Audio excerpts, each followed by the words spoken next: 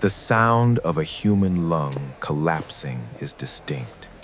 It's a wet, jagged gasp, like a vacuum seal being broken. In the center of the Indiana Youth Center cafeteria, that sound was the only thing audible. 200 inmates, men who had stabbed rivals over a packet of ramen, sat frozen over their trays. The air had been sucked out of the room. On the linoleum floor, Tony Marchetti, the king of the yard, the man who owned the guards, the drugs, and the debt, was on his knees. He wasn't ruling anymore. He was clutching his chest, his eyes bulging in a total, terrifying short circuit of the brain. He looked like a man trying to solve a math problem while drowning. Standing over him was Mike Tyson. Tyson didn't look like a champion. He didn't look like Iron Mike. He stood with his shoulders slumped, his breathing rhythmic, almost bored. He looked like a man who had tried, really tried to be invisible.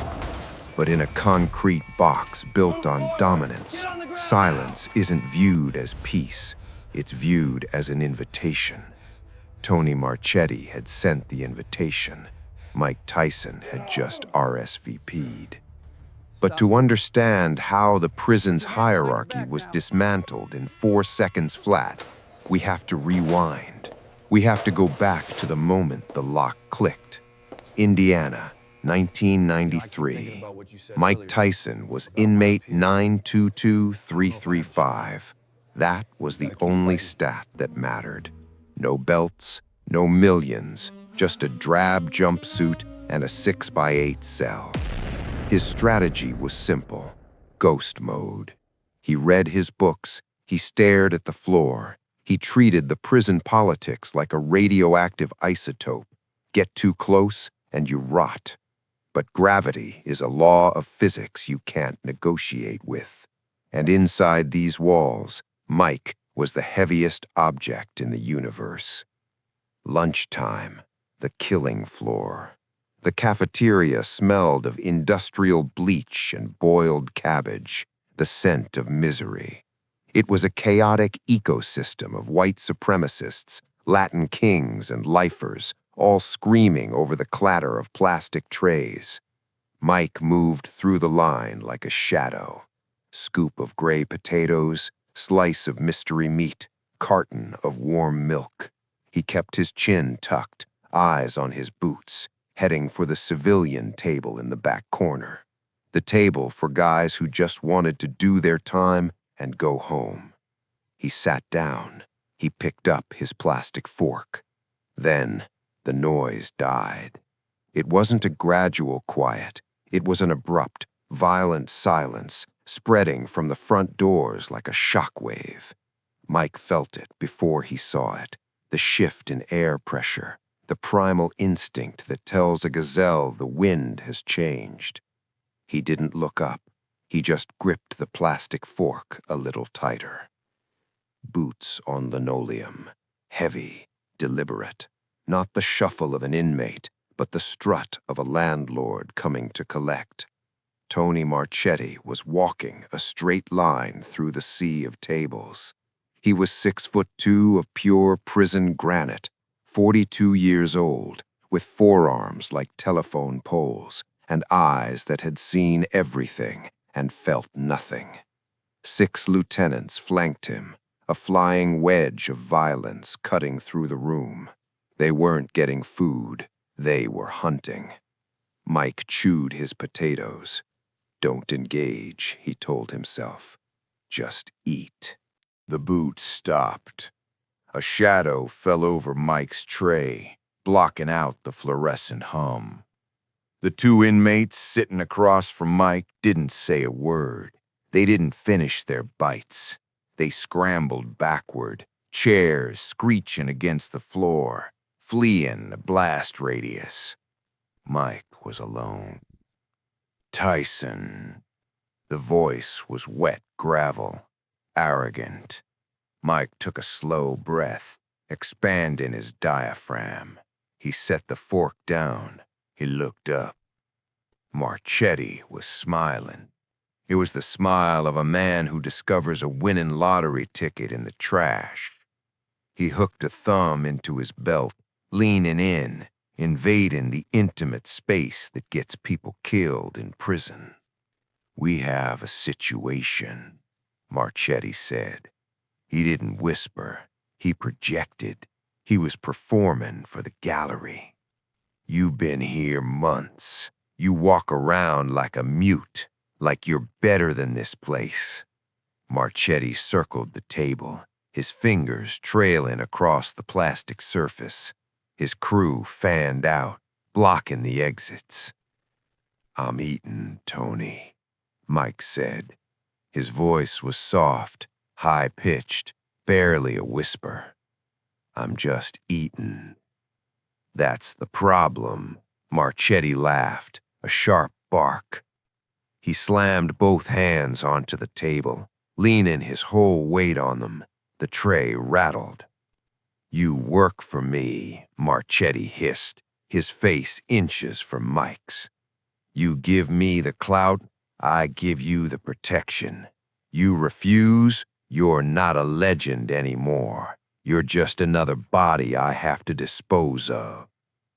Mike looked at Marchetti's hand on the table.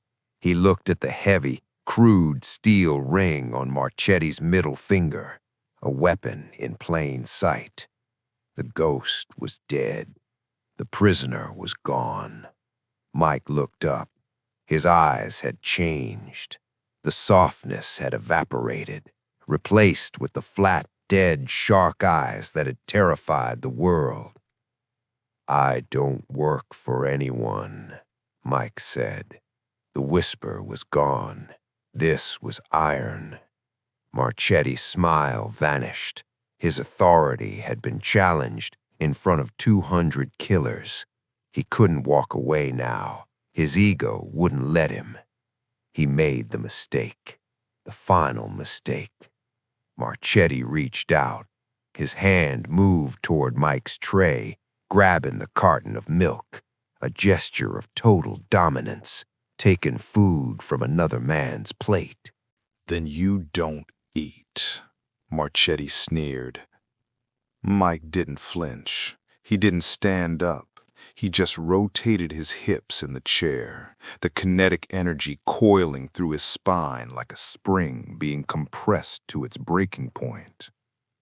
"You shouldn't have touched that," Mike said. The words were quiet. In the acoustic dead zone of the cafeteria, they hit like a gavel strike. Tony Marchetti didn't flinch. He just stared at Mike, his brain struggling to process the defiance. He was the CEO of this cell block, and he wasn't used to his employees speaking out of turn. "You're confused, champ," Tony said, his voice dripping with mock pity. "I run this place. Everything that happens here, the food, the mail, the air you breathe, happens because I sign off on it. You think a title belt changes the physics of this room?" "Not anymore," Mike said. 2 words, simple, lethal. The statement hung in the air, radioactive. Tony's face went from a pale, prison-gray pallor to a violent, blotchy crimson. Behind him, his 6 lieutenants shifted their weight, exchanging nervous glances. This wasn't in the script. The victim was supposed to fold. "Excuse me?" Tony whispered, leaning in closer, invading the personal space that acts as a tripwire in maximum security. "I said, not anymore," Mike repeated, his voice flat, devoid of emotion. He turned his attention back to his tray, dismissing the king of the yard like he was a waiter who got the order wrong. The disrespect was absolute. Tony looked around the room. 200 inmates were watching. The guards in the tower were watching. If he let this slide, his currency, fear, would be devalued to 0 by dinner time. He had to escalate. He had no choice. "You think you're special?" Tony shouted now, playing to the back row. "You think because you knocked out a few bums in Vegas you can walk around here like royalty? I own you, Tyson." Mike didn't look up. He picked up his fork. And that was the breaking point.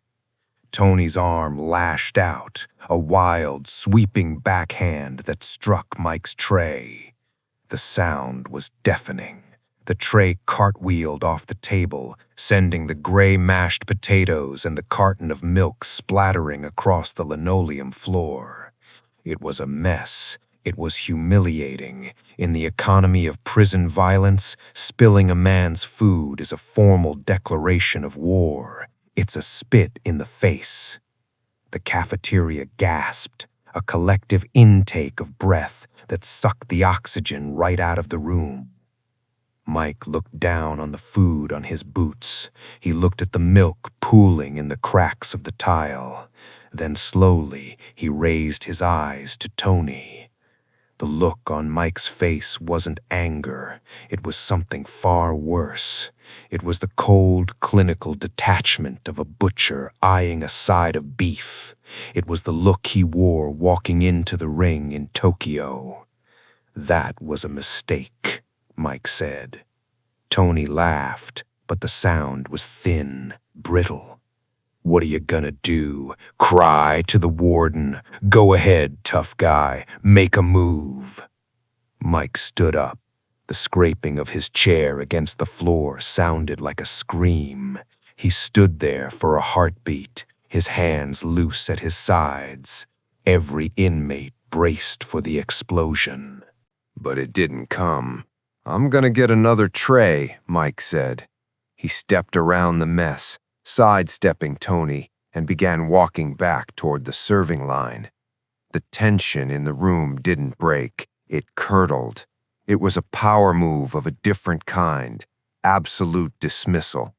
Mike was treating Tony like a tantrum-throwing toddler.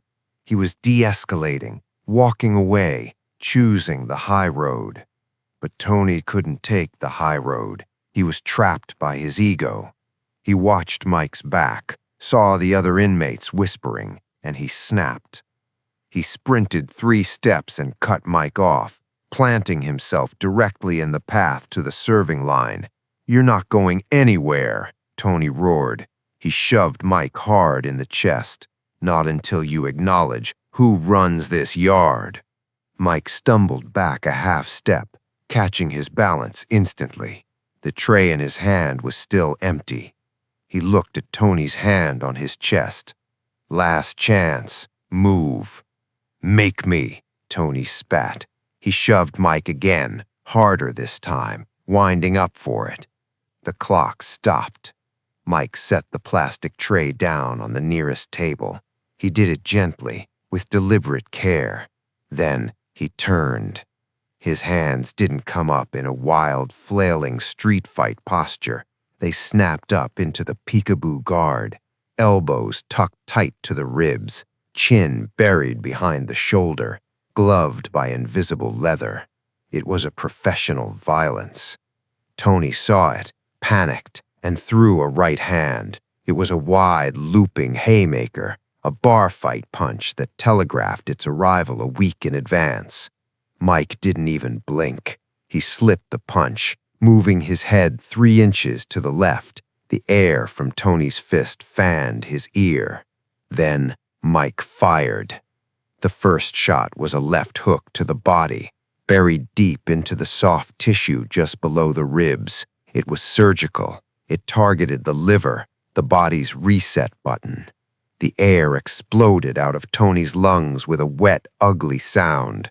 His eyes bulged, his mouth opening in a silent scream as his nervous system shut down. Before Tony could even begin to crumble, Mike threw the second pitch, a right uppercut, short, compact, devastating. It connected with the point of Tony's chin, snapping his head back with enough force to whip the sweat off his brow. The fight lasted 2 seconds. Tony's knees dissolved. He didn't fall, he melted. He collapsed backward, his head bouncing off the linoleum with a sickening impact that echoed off the concrete walls. His crew scrambled to catch him, but they were catching dead weight.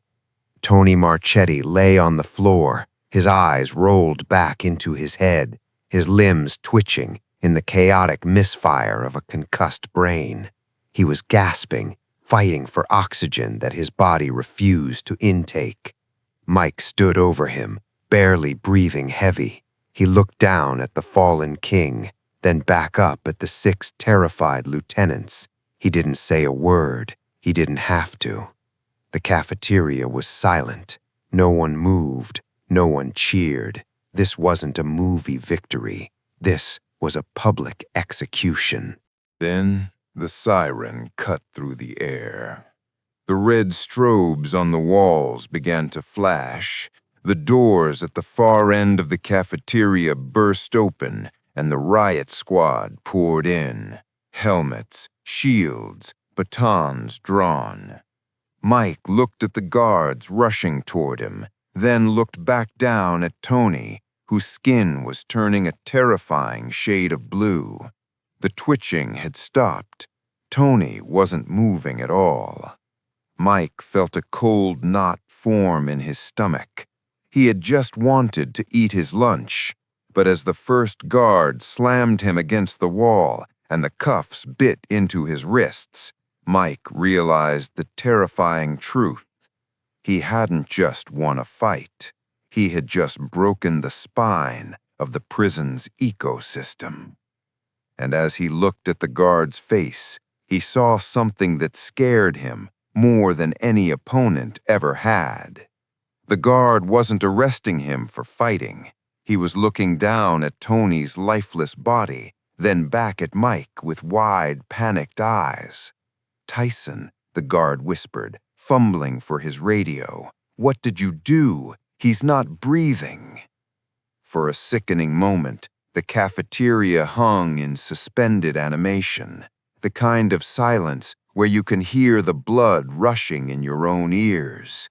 Mike stood over the fallen kingpin, his chest barely rising and falling. He wasn't winded, he was just watching. Then Tony Marchetti gasped. It was a hideous, ragged sound, like a drowning man breaking the surface. His limbs jerked, his boots scraping against the linoleum as his brain rebooted. He wasn't dead, he was just rebooting from a hard factory reset. The relief in the room was palpable, but short-lived. The riot squad was already moving in, a wall of plexiglass shields and swinging batons. They shoved Mike against the cinder block wall, patting him down with aggressive, trembling hands. "He started it," a voice shouted from the back. "Tony pushed him twice," another inmate yelled. "Tyson was just eating his lunch." It was a chorus of defense. Men who had spent years under Marchetti's thumb were suddenly finding their voices. The witnesses weren't snitching, they were testifying. The narrative was being written in real time. The bully had pushed the wrong victim. Mike didn't say a word as they cuffed him. He didn't look at the guards. He kept his eyes on Marchetti, who was now being dragged to his feet by his own crew. The king of the yard looked small, confused. His eyes were glassy, darting around the room, unable to focus. The invincibility was gone. The myth was broken. The fallout was immediate, but not in the way anyone expected. There was no solitary confinement for Mike, no additional charges. The security footage was clear. 2 shoves, a destroyed meal, and a defensive reaction that was almost surgically precise. The warden knew a liability when he saw one. Punishing Tyson for self-defense would spark a riot they couldn't control. Tony Marchetti, on the other hand, was taken to the infirmary. Physically, he was fine, a bruised ego and a jaw that would click when he chewed for the rest of his life. but politically, he was a corpse. In prison, power is a currency backed by the threat of violence. If the bank can't pay out, the currency collapses, and Tony's bank had just been robbed in daylight. Over the next 48 hours, the ecosystem of the prison flipped. Tony's taxes on the commissary stopped being paid. His lieutenants, sensing the blood in the water, started looking for new management. The fear that had kept 2,000 men in line evaporated. By the end of the week, Tony Marchetti, the man who once walked the yard like he owned the deed, put in a request for protective custody. He checked himself into solitary to avoid the very wolves he used to feed. Mike went back to his routine. He walked into the cafeteria 3 days later. The noise level dropped, but it wasn't the fearful silence of before. It was respectful. Nods from the Aryan Brotherhood table, a salute from the vice lords. Even the guards gave him a wider berth. He got his tray, gray potatoes, mystery meat, warm milk, and walked to his table in the back. He sat. Over the next 48 hours, the ecosystem of the prison flipped. Tony's taxes on the commissary stopped being paid. His lieutenants, sensing the blood in the water, started looking for new management. The fear that had kept 2,000 men in line evaporated. By the end of the week, Tony Marchetti, the man who once walked the yard like he owned the deed, put in a request for protective custody. He checked himself into solitary to avoid the very wolves he used to feed. Mike went back to his routine. He walked into the cafeteria 3 days later. The noise level dropped, but it wasn't the fearful silence of before. It was respectful. Nods from the Aryan Brotherhood table, a salute from the vice lords. Even the guards gave him a wider berth. He got his tray, gray potatoes, mystery meat, warm milk, and walked to his table in the back. He sat down. He picked up his fork. "You changed everything, you know." Mike looked up. It was one of the civilians who used to sit with him, the guy who had run away when Tony first approached. He was standing there, holding his tray, looking at Mike with something like awe. "I didn't want to change anything," Mike said softly, stabbing a potato. "I just wanted to eat." "But you stood up to him," the inmate said, sitting opposite him. "Nobody's done that in 5 years. You showed everyone he bleeds." Mike chewed slowly. He thought about the 2 seconds that defined his week, the slip, the hook, the uppercut. It was muscle memory, ancient programming.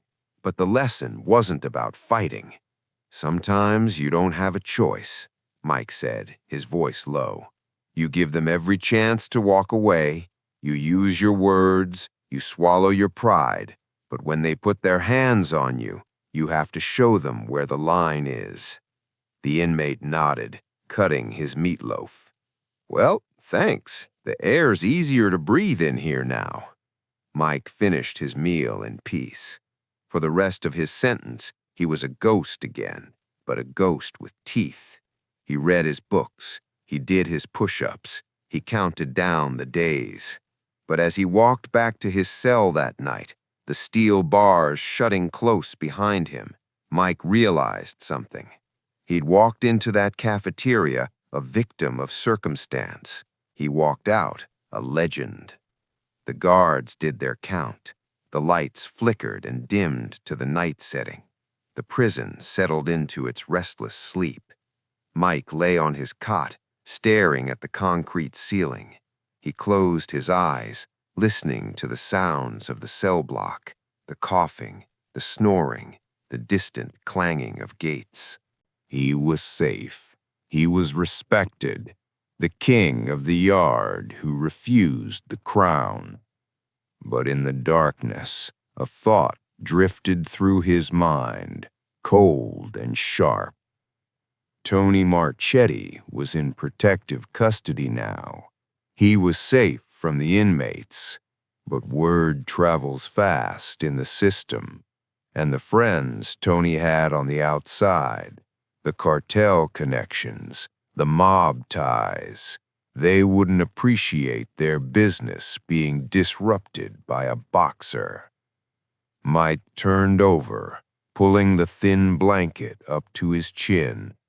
The fight in the cafeteria was over, but as he drifted off, Mike couldn't shake the feeling that the real war was just getting started.